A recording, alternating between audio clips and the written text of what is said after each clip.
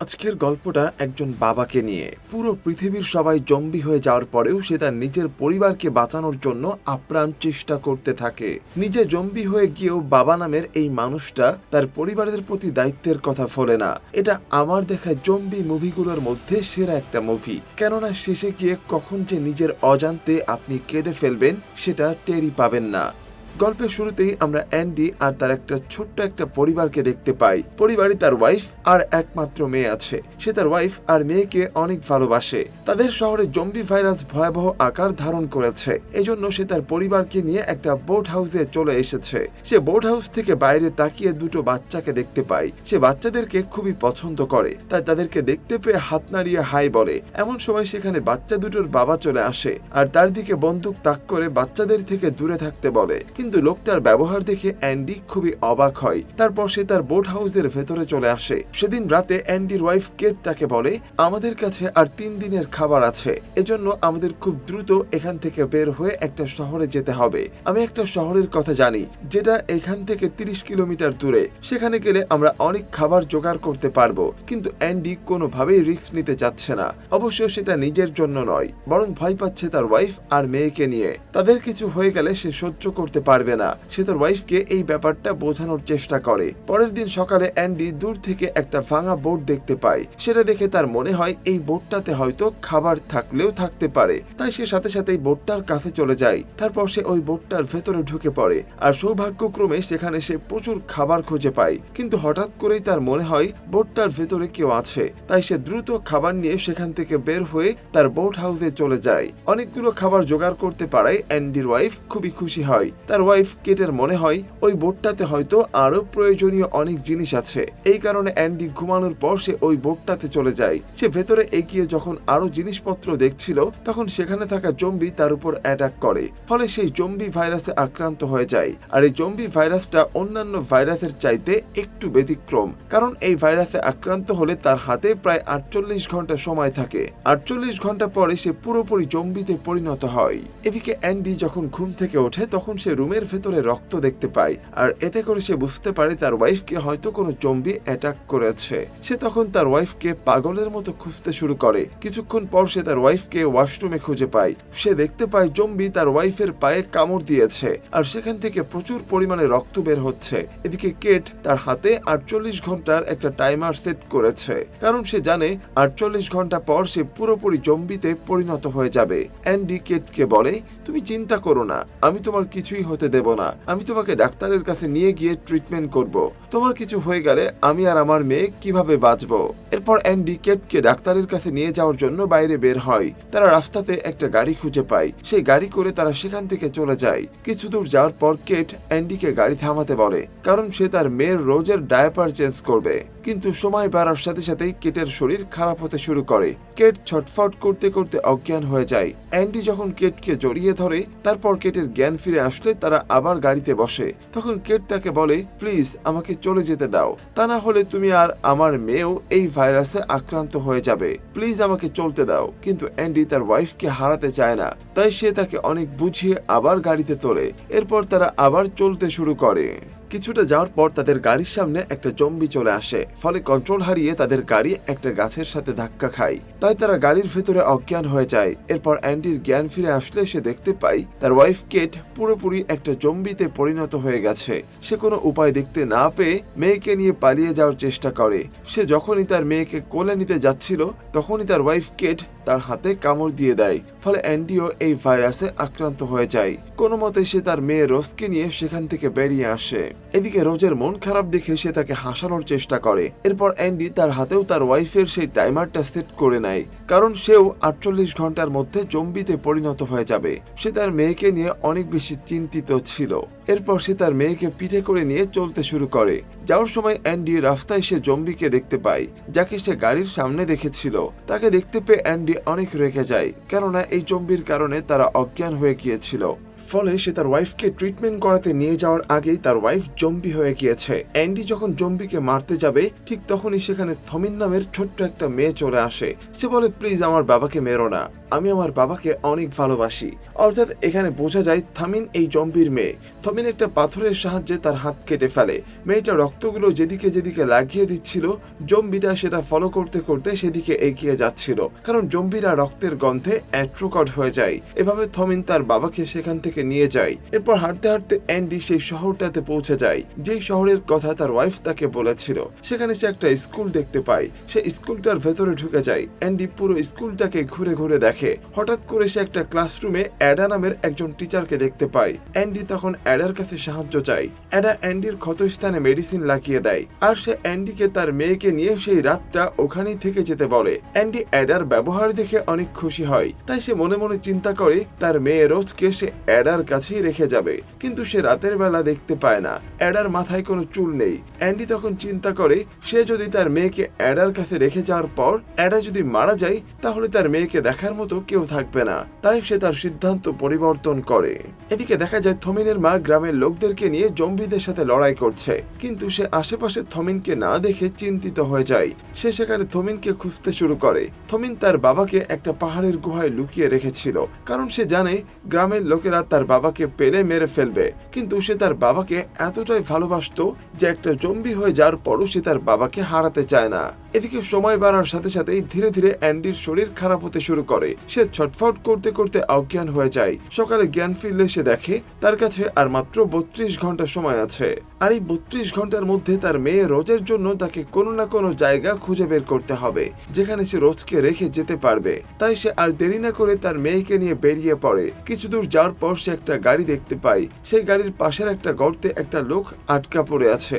লোকটা অ্যান্ডির পেছনে একটা জম্বিকে দেখতে পেয়ে তাকে গুলি করে মেরে ফেলে। লোকটা অ্যান্ডিকে বলে তার নাম ভিক। এরপর ভিক অ্যান্ডির কাছে সাহায্য চায়, কারণ তার পা একটা ট্যাঙ্কের নিচে আটকে পড়ে আছে। ট্যাঙ্কগুলো অনেক ভারী, যে কারণে সে অ্যান্ডিকে বুদ্ধি দেয়, তার গাড়ির সঙ্গে ট্যাঙ্কিগুলো বেঁধে টেনে নিয়ে যেতে বলে। অ্যান্ডি তার কথা মতো কাজ করে। ভিক তার উপর খুশি হয়, অ্যান্ডিকে তার বাড়িতে নিয়ে যায়। ভিক সেখানে অ্যান্ডিকে তার ওয়াইফ লরিনের সাথে পরিচয় করিয়ে দেয়। এরপর ভিক অ্যান্ডিকে তার সাথে একটা জায়গায় যেতে বলে। আসলে ভিক দেখাতে চেয়েছিল সে জম্বিদেরকে কিভাবে মেরে ফেলে। সে অ্যান্ডিকে দূর থেকে একটা খাঁচা দেখায়, যেখানে সে অনেকগুলো মানুষকে বন্দী করে রেখেছে। সেই মানুষগুলোকে দেখতে পেয়ে আশেপাশে থাকা জম্বিরা খাঁচার কাছে চলে আসে। ভিক তখন দূর থেকে জম্বিগুলোকে গুলি করে মেরে ফেলে। এরপর অ্যান্ডি সেই খাঁচার কাছে যায়। খাঁচার ভিতর সে থমিনকে দেখতে পায়। অন্য আরেকটা খাঁচায় সে একটা বৃদ্ধ লোককে দেখতে পায়। এটা দেখে তার অনেক খারাপ লাগে, কিন্তু তার সেখানে কিছুই করার ছিল না, কারণ তার হাতে খুব বেশি সময় নেই। জম্বিতে পরিণত হওয়ার আগে তাকে তার মেয়ের জন্য একটা সুরক্ষিত জায়গা খুঁজে বের করতে হবে। বাড়িতে ফেরার পর অ্যান্ডি তার মেয়ে রোজকে লরিনের সঙ্গে দেখে। রোজ লরিনের সঙ্গে খুব ভালোভাবে খেলছিল। এটা দেখে অ্যান্ডি ডিসাইড করে সে তার মেয়েকে লরিনের কাছে রেখে যাবে। রোজকে ভেতরে রেখে সে বাইরে সুইসাইড করতে আসে। যখনই সে তার মাথায় শুট করতে যাবে, তখনই সেখানে লরিন চলে আসে। লরিন অ্যান্ডিকে ভিকের ব্যাপারে কিছু সত্য কথা বলে। সে অ্যান্ডিকে বলে ভিক কোনো ভালো মানুষ না, আর সে ভিকের ওয়াইফও না। ভিক তাকে ব্ল্যাকমেইল করে এখানে আটকে রেখেছে। এমনকি সে লরিনের হাজবেন্ডকে জম্বিদের দিকে ঠেলে দিয়েছিল, যার কারণে জম্বিরা তার হাজবেন্ডকে মেরে ফেলেছে। ঠিক তখনই সেখানে ভিক চলে আসে। সে তাদের সব কথা শুনে ফেলে। সে একটা বন্দুকের সাহায্যে অ্যান্ডিকের মাথায় আঘাত করে, ফলে অ্যান্ডি অবাক হয়ে যায়। তারপর তাকে থমিনের সেই খাঁচায় বন্দি করে রাখে। যখন অ্যান্ডির জ্ঞান ফিরে আসে, তখন সে আর থমিন খাঁচা থেকে বের হওয়ার একটা প্ল্যান তৈরি করে, কারণ অ্যান্ডিকের যত তাড়াতাড়ি সম্ভব এখান থেকে মুক্ত হতে হবে। তাদের খাঁচার দরজার সঙ্গে একটা দড়ি লাগানো ছিল। তারা দুজন তাদের খাঁচার আশেপাশে পড়ে থাকা মাংসের টুকরো সেই দড়িটার সঙ্গে বেঁধে দেয়। তাহলে সেখানে কিছু জম্বিরা সেই মাংসের টুকরোর কাছে চলে আসে। তারা সবাই মিলে যখন সেই মাংসের টুকরাগুলো সেখান থেকে নিয়ে যাওয়ার চেষ্টা করছিল, তখন দড়িটায় টান পড়ার কারণে ওই খাঁচার দরজাটা অটোমেটিক খুলে যায়। তারপর তারা দুজন সেই খাঁচা থেকে বের হয়ে যায়। এরপর তারা দ্রুত ভিকের বাড়িতে চলে যায়। সেখানে গিয়ে তারা লরিন আর রোজকে নিয়ে পালিয়ে যাওয়ার চেষ্টা করে, কিন্তু দুর্ভাগ্যবশত ভিক সেখানে চলে আসে।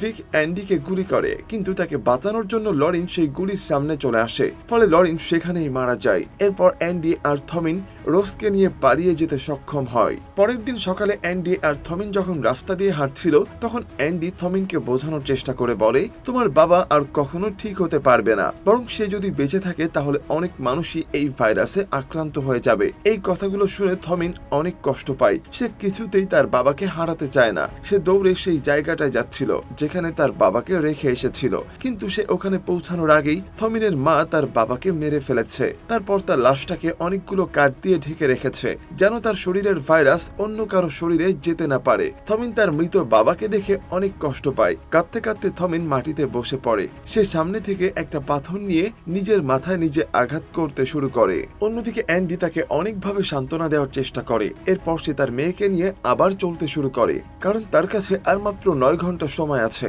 কিছুক্ষণ পর থমিন রোজের কান্নার শব্দ শুনতে পায়। এদিকে দেখা যায় অ্যান্ডি মাটিতে অজ্ঞান হয়ে পড়ে আছে। যখন তার জ্ঞান ফিরে তখন সে রোজকে কোথাও দেখতে পায় না। এরপর সামনে তাকিয়ে সে রোজকে থমিনের কোলে দেখতে পায়। অ্যান্ডি তাদেরকে নিয়ে সেই পরিবারের কাছে যাচ্ছিল যাদেরকে অ্যান্ডি গল্পের শুরুতে বোর্ড থেকে হাই দিয়েছিল। সেখানে গিয়ে সে জানতে পারে যেই লোকটা তাকে বন্দুক দেখিয়েছিল এই লোকটাও জম্বি ভাইরাসে আক্রান্ত, কিন্তু সেই লোকটার কাছে এখনো কয়েক ঘন্টা বাকি আছে। লোকটা অ্যান্ডিকে বলে, আমার এই বন্দুকে 6টা গুলি আছে। 3টা গুলি দিয়ে আমি আমার ওয়াইফ আর বাচ্চাদেরকে মেরে ফেলবো, আর একটা দিয়ে আমি নিজে মরবো। তুমি চাইলে বাকি 2টা গুলি ব্যবহার করতে পারো, অর্থাৎ একটা গুলি দিয়ে তোমার মেয়েকে মেরে আরেকটা গুলি দিয়ে নিজে মরে যাও। কিন্তু অ্যান্ডি তার কথায় রাজি হয় না। সে তাকেও এ ধরনের কাজ করতে নিষেধ করে, কিন্তু লোকটা তার কথায় কোনো পাত্তা দেয় না। তার সামনেই লোকটা তার নিজের পরিবারকে মেরে নিজেও সুইসাইড করে। অ্যান্ডিও সুইসাইড করার সিদ্ধান্ত নেয়। তখনই সেখানে থমিন আসে। সে অ্যান্ডিকে বলে, আমি আমার বাড়িতে ফিরে যেতে চাই। সে আরো বলে, তুমি চাইলে রোজকে আমাদের পাশের এক আত্মীয়ের কাছে রেখে যেতে পারো, কারণ তারা অনেক ভালো মনের মানুষ।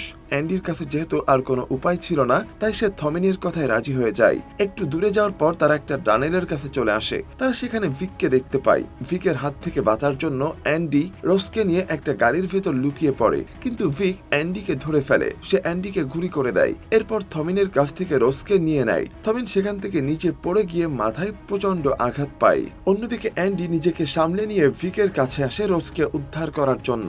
রোজকে যখন ভিক কোলে নেয় তখন সে খুবই অনুতপ্ত হয়। সে তার নিজের ভুল বুঝতে পেরে কান্নায় ভেঙে পড়ে। অ্যান্ডি তখন ভিকের কাছ থেকে রোজকে নিয়ে নেয়, কেননা তার কাছে খুব একটা সময় ছিল না। এরপর অ্যান্ডি রোজ আর থমিনকে নিয়ে সেখান থেকে চলে যায়। থমিন মাথায় আঘাত পেয়েছিল আর অ্যান্ডির গায়ে গুলি লাগায় তারা ঠিকঠাক ভাবে চলতে পারছিল না।